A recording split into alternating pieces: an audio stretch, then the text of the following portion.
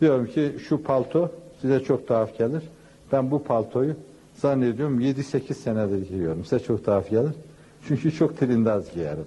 İçeri gidince bunun bir yeri buruşur diye 50 defa ihtimam gösteririm.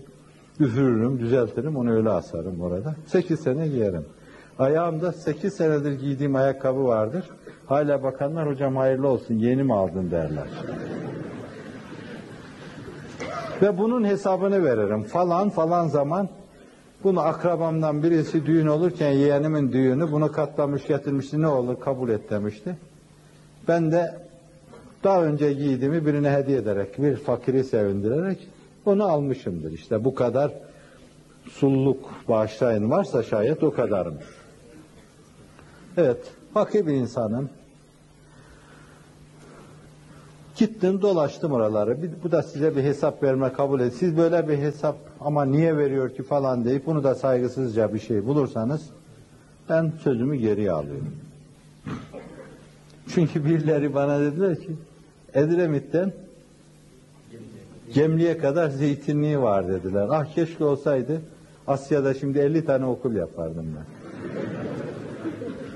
Keşke olsaydı. Kimileri otelleri falan var dediler. Keşke olsaydı. Babam cami imamıydı benim. Talebelik dönemimde harçlığımı bile makamı cennet olsun doğru öderdi. Ve bu kardeşiniz mesela hiç başınızdan geçmiş midir bilmem de ben 3 gün ekmek namına dahi yiyecek bir şey bulamayıp da 3 gün aç olduğum da olmuştur. 4. gün bayramdı. Kavanozumda az bir bal vardı.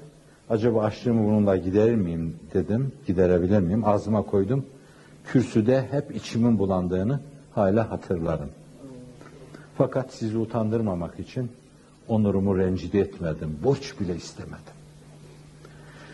Cüneyd'in ifadesiyle Bağdat'ın köpekleri gibi bulduğum zaman yedim, bulamadığım zaman da sabrettim. Ben eğer kendimi milletime adamış bir kitmirsem